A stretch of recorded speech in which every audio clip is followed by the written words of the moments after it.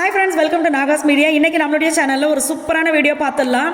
இந்த மாதிரி நான் வீடியோ போட்டு ரொம்ப நாள் ஆச்சு. நாங்கள் இந்த மாதிரி என்ஜாய் பண்ணி ரொம்ப நாள் ஆச்சு. ஸோ என்னென்ன விஷயங்கள் நம்ம பார்த்தோம் அப்படின்றது எல்லாமே நான் உங்ககிட்ட ஷேர் பண்ணுறேன்.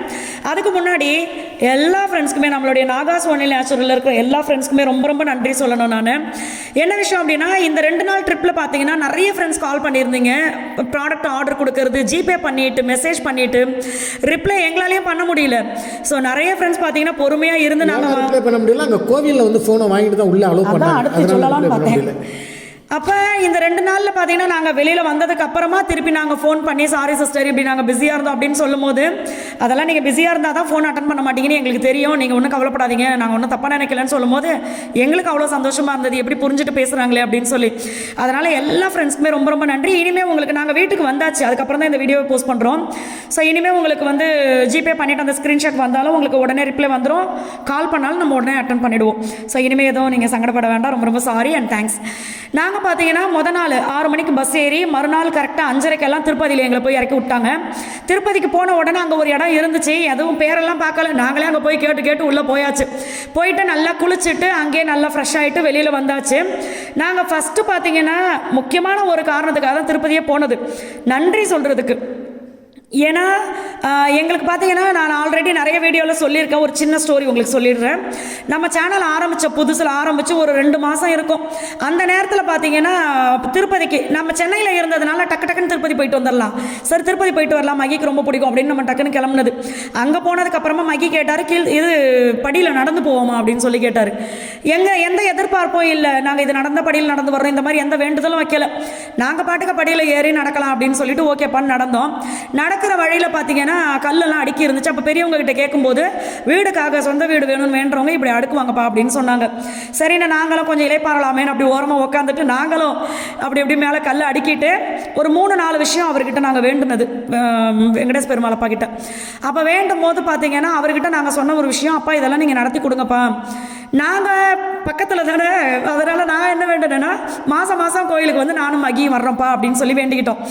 ஆனால் அதுக்கப்புறமா பார்த்தீங்கன்னா நிறைய மாற்றங்கள், இந்த கோவிட் அது இதுன்னு பிரச்சனைகள், எங்களுக்கு லைஃப்பில் சின்ன பிரச்சனைகள், இந்த மாதிரி வாழ்க்கையே பார்த்தீங்கன்னா கோயிலுக்கே அங்கே திருப்பதிக்கே போக முடியல, அந்த மாதிரி நிறைய சூழ்நிலைகளை கடந்துட்டோம். அப்புறம் பார்த்தீங்கன்னா சென்னையிலேருந்து நம்ம இங்கே வந்துட்டோமா, இங்கே வந்து வீடும் கட்டியாச்சு. அப்போ தான் நான் மகிகிட்ட சொன்னேன், நீ மாதம் வர்றது இருக்கட்டும், முதல்ல நீ கேட்டதெல்லாம் நான் செஞ்சிடுறேன், நீ மொத்தமாக வந்து நன்றியை சொல்லுங்கள் அப்படின்னு அவர் நினச்சிருப்பாரோ அப்படின்னு சொல்லி. ஏன்னா அவர்கிட்ட கேட்ட விஷயங்கள் எல்லாமே நடந்துருச்சு. ஒன்று இன்னொன்று பார்த்தீங்கன்னா, இது எல்லாமே எங்களுடைய சொந்த உழைப்பில் நாங்கள் செஞ்சது. எங்களுடைய சொந்த உழைப்பில் கார் வாங்கி வீடு கட்டி எல்லாமே சொந்த உழைப்புனா, அப்போ பேங்க்கில் லோன் வாங்கலைன்னு கேட்கக்கூடாது, அது வாங்கணும், அதை வாங்கி நம்ம தானே கட்டுறோம். என்னென்னா நாங்கள் பார்த்தீங்கன்னா ஒரு கட்டத்தில் எனக்கு தோணுச்சு, யாருக்கிட்டேயுமே பணம் வாங்கக்கூடாது. நம்மளுடைய சொந்தக்காரவங்களா, ரிலேஷனாக யாருக்கிட்டையுமே, இப்போ நண்பர்களை யாருக்கிட்டையுமே நம்ம பணம் வாங்கக்கூடாது, எந்த ஒரு உதவியும் கேட்கக்கூடாது, நம்மளுடைய சொந்த முயற்சியில் நம்ம வந்து வளரணும் அப்படின்னு சொல்லிட்டு. ஏன்னா சின்ன விஷயங்களில் பார்த்தீங்கன்னா நம்ம வந்து நிறைய மனசு கஷ்டப்பட்டாச்சு, நானும் மகியும்.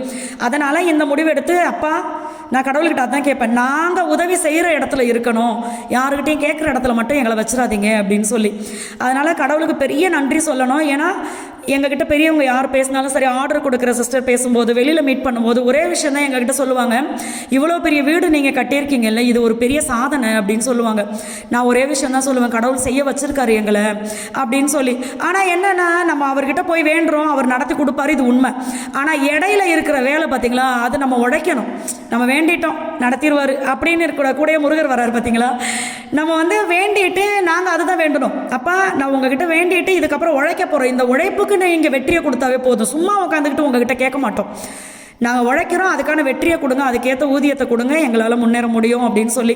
அதனால் அவரும் பார்த்தீங்கன்னா எல்லாத்தையுமே நாங்கள் கேட்டதை விட அதிகமாக கொடுத்துருக்காரு. அதனால் அவர்கிட்ட நன்றி சொல்லணும். ஒன்று மேல் திருப்பதி வந்தாச்சு. இன்னொரு முக்கியமான விஷயம் பார்த்தீங்கன்னா, எங்கள் சாய்க்குட்டிக்கு முதல் பாப்பாவுக்கு 2வது முடி இறக்குனது திருப்பதியில் தான்.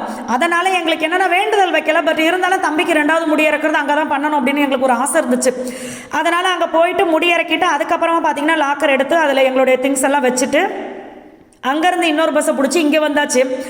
நம்ம பார்த்தீங்கன்னா ஃப்ரீ தர்ஷன் தான் போனது. ஏன்னா மகி என்ன சொன்னாங்க, மகி மட்டும் இல்லை, மகி கிட்ட மற்றவங்க திருப்பதி இப்போ ரீசெண்டாக போயிட்டு வந்தாங்க, எல்லாருமே என்ன சொன்னாங்கன்னா கூட்டம் அவ்வளோவா இருக்காது அப்படின்னு சொல்லியிருந்தாங்க. பட் எங்களுக்கு அதனால் நாங்கள் என்ன பண்ணிட்டோன்னா அந்த ஸ்பெஷல் தர்ஷன் டிக்கெட்னு போடலை.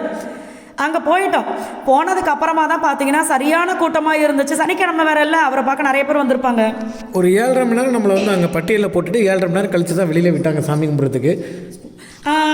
ஸோ அங்கே பார்த்தீங்கன்னா 7:30 மணி நேரத்துக்கு அப்புறம், அதாவது 1:15 போனோமா, அதுக்கப்புறமா நாங்கள் வந்து 9:30 சாமியை பார்க்க விட்டு அங்கே வெளியில் 12:30 நம்ம வந்தது. வந்து அங்கே லாக்கர் இருக்கிற இடத்துலையே தூங்கிட்டு மறுநாள் காலையில் குளிச்சுட்டு தேங்காய் எண்ணெய், இந்த தேங்காய் எண்ணெய் பார்த்தீங்கன்னா உறைஞ்சி போச்சு. அதனால தான் எடுத்து கையில் எடுத்து கொடுத்துக்கிட்டு இருந்த அம்மா கிட்ட. அதுக்கப்புறம் தான் நான் குளிச்சுட்டு வந்தேன். இன்னொரு முக்கியமான விஷயம், இப்போ வந்து நாங்கள் இந்த விஷயத்துக்காக நன்றி சொல்ல போனோமா, கூடிய சீக்கிரத்தில் இன்னொரு விஷயத்துக்காகவும் அவர்கிட்ட நன்றி சொல்ல வருவோம் அப்படின்னு நாங்கள் சொல்லியிருக்கோம். அவர் மேலே இருக்கிற நம்பிக்கை நீங்கள் நடத்தி வைப்பீங்க அப்படின்னு சொல்லி. என்னென்னா, ஏற்கனவே பார்த்தீங்கன்னா ஒரு 3.5 வருஷத்துக்கு முன்னாடியே நான் சொல்லியிருப்போம், நானும் மகியும் நாகலட்சுமி எஜுகேஷன் அகாடமி அப்படின்றது சொல்லியிருப்போம். சில காரணங்களால் சில பேர் தப்பாக சொல்கிறாங்களே அப்படின்றதுனால அதை நாங்கள் ஸ்டாப் பண்ணது. வேறு ஒரு வீடியோவில் சொல்லியிருப்போம் அதை பற்றி.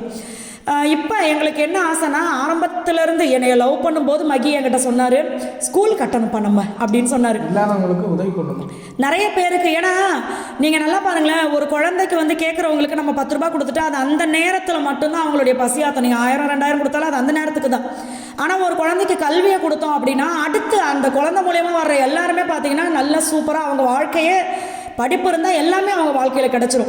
அதனால் எனக்கும் மகிக்கும் என்னென்னா, படிப்பு கொடுக்கணும், நம்மளால் முடிஞ்ச வரைக்கும் நிறைய நல்லது செய்யணும்.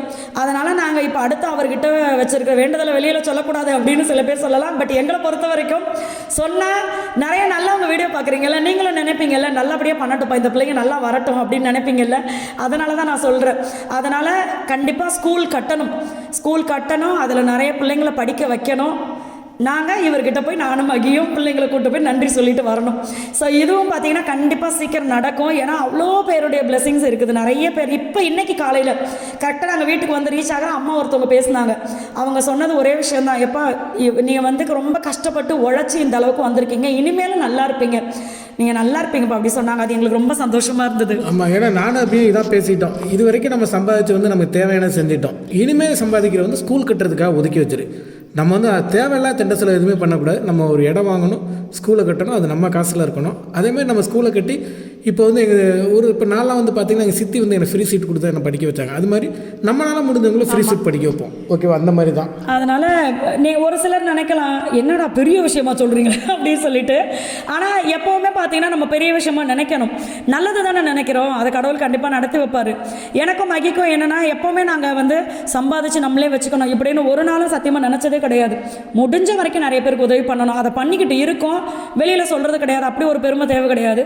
ஸ்கூல் கட்டணும், அது மூலிமா நிறைய பிள்ளைங்களுக்கு நிறைய நல்லது செய்யணும். இதுதான் எங்களோட வேண்டுதல். ஸோ நீங்களும் கண்டிப்பாக எங்களுக்காக வேண்டிக்கங்க.